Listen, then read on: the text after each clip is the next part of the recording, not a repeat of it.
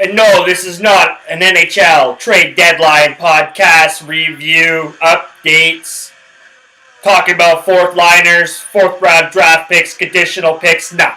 This is none of the above, none of that. These are my plays of the day for March 1st, 2017, and boy, does it fucking feel nice to say March 1st. See you later, February. You weren't a fucking piece of shit like you usually are, February. I'm going to definitely get used to this Vancouver weather, this European weather we've been having down here. Ain't no snow. We got the sun out. We had some showers. Had a thunder shower last night. But these are my plays of the day. I don't have a whole lot of time to ramble on. I got to get out of here. Life continues.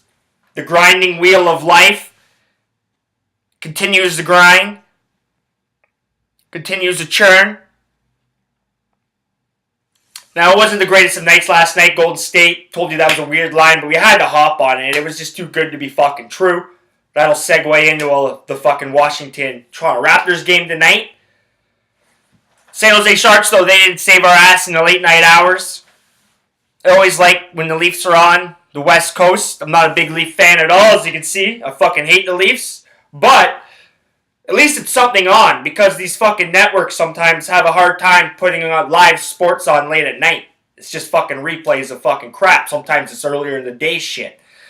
So it's nice to see that. It's nice to have something on when I get back. Sometimes I'm out. Who knows? But it's a good option to have. So I like when the Leafs are on those West Coast trips. Same with the Raptors. Now, speaking of those Raptors, speaking of those Wizards, who fucking had a big win against the Golden State Warriors last night, they're in Toronto tonight for a matchup in the NBA. Now, the Raptors right now are laying 4.5 points. Total of this game is 209. Now, I like the Raptors to cover the 4.5. I bought it down to 3.5 just to make sure. I only have to worry about 4 points. Now, the Washington Wizards are fucking been world beaters at home, but they're only 10-15 on the road on the season. They're 1-2 against the spread on the road in their last 10. They're 1-2 straight up since the All-Star break. And they're coming off a back-to-back. Well, they're on a back-to-back after a win against Golden State. So it's not the fucking greatest of scenarios for Washington. Now, Toronto, they've won 3 in a row. Haven't been fucking pretty at all. But they've covered in 2 of those home games. They've won 5 straight versus Washington overall. And they're 5-1 in their last 6 home games. So I'm going to take the Toronto Raptors, cover the 4.5 points. Now, the Minnesota Timberwolves there in Utah take on the Jazz tonight. The Jazz are coming off. Who are they coming off? Did they win last night?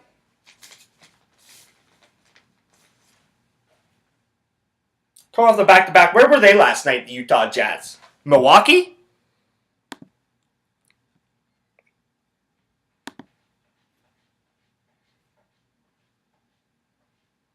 No, sorry, Oklahoma. They were one of the few bright spots last night. Come on, Kyle. So Utah, they were in Oklahoma last night. Oklahoma came away with a nice fucking win. Nice little fucking home dog there. Whoever was on that. It's a nice little cash. Oklahoma and San Jose basically saved our night last night. But the T-Wolves, they've been playing some good basketball. 3-0 against the spread on the road in their last 10 games. They are 5-1 against the spread in their last 6 overall. 5-2 against the spread in their last 7 road games against the Jazz. T-Wolves have been playing a lot of good basketball. They got a lot of fucking talent on that team, and they're better than what their fucking record shows. Now, Utah, they've been fucking, they've been chugging along. One of the best defenses in the league. They're not going to fucking, go all Harlem Globetrotter on your ass. But they're efficient. They get the job done. But they're 1-3 against the spread in their last 10. This is the first home game after a 3-game road trip. And it's on a back-to-back. So these guys haven't even had a chance to get home and meet people, really. They got to get back in the gym tomorrow morning. Get ready for this game. It's just a really bad spot for Utah. I like the Minnesota Timberwolves to cover the +7. Usually I try to remember most of the stuff off the top of my head because I read so much stuff, right? But I've been trying to write some stuff down here so we get all these stats and facts correct. But moving on to the NCAA, we're going to fly through this real quick. How you doing, Tony? My buddy here grabbed his cat from his mom's, so we got a new little roommate in here. He gets along with me pretty good. He doesn't like me picking him up, but he's a pretty kick-ass cat. And as you see, he knows how to open doors since he just walked in. But anyways, on to the NCAA. Michigan Wolverines fighting for the fucking tournament lives right now. We need to have a really good conference tournament. We've been on a nice little streak. We won 2 in a row. Now, we've seen a big point swing in this game, in this matchup. It opened up Northwestern -1. As it stands right now, Michigan is -2. I grabbed Michigan when they were -1. Total is 135.5. Don't really have a say in that. Northwestern, they've lost 2 in a fucking row. Michigan is 9-1. 9-1 straight up in the last 10 against Northwestern. 6-4 ATS in those games. They're 10-5 straight up in their last 15 when playing at Northwestern. This all lines up for Michigan to get right back into the fucking tournament talk. Sets them up for a good spot in the conference tournament if they can come away with this victory, and I think they will. Northwestern's they've been reeling. They're not the Northwestern that we saw earlier in the season. They've lost 3 of 4, lost 2 in a row. I look for them to lose tonight. I like Michigan to cover the 2. Now, another big matchup is VCU at Dayton. It's going to be a really good fucking game, actually. It's probably one of, other than the Michigan game, I'm going to probably have this game on as well. I'll probably go back and forth. This game opened up Dayton -5. It's down to Dayton -4. Total's 138.5. Now, I like VCU at +5. I grabbed them at +5, and I even bought a half a point for +5.5. Earlier on in the morning, when I was taking a look at this stuff, the VCU, they're 4-1-1 against the spread against Dayton their last 6. 4-2 straight up in those games. Everything else seems to swing Dayton's way. But we're going to hope those trends do not continue. Dayton's been on fire, 9-1 in the last 10. They've won their last 5 straight up. Now VCU, they're 9-1 in the last 10 as well. So this is a fucking clash of the Titans in the conference. It's going to be a pretty big matchup. VCU did beat Dayton earlier this year by 5 points at home. And I like VCU to cover the 5.5, 5. Hopefully you guys jumped on them around there. 4 is starting to get a little small, But I think they're in play, and the money line is in play as well. Now Marquette and Xavier, I don't want to spend a whole lot of time on these 2 teams. Xavier's been fucking shit. That's all I can say about Xavier. They've been fucking awful.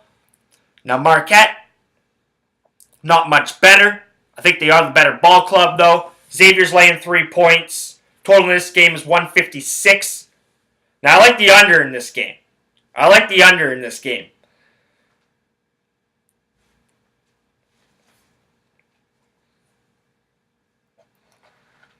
Now, Xavier's 4-6. Xavier, how do I pronounce this? Xavier's last 6 games at home, 4 of them have cashed to the under.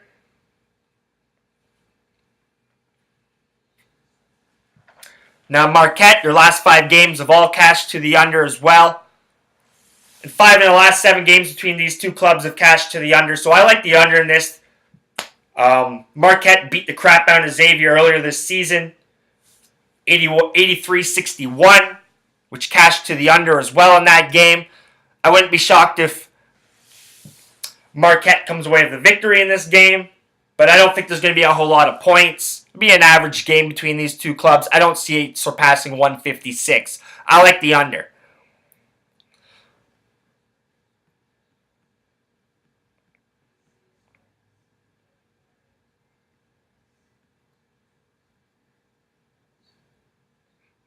Now the St. Louis Billikens, they host LaSalle. Now, this is senior night in St. Louis. It's a big reason why I'm going to go on this game.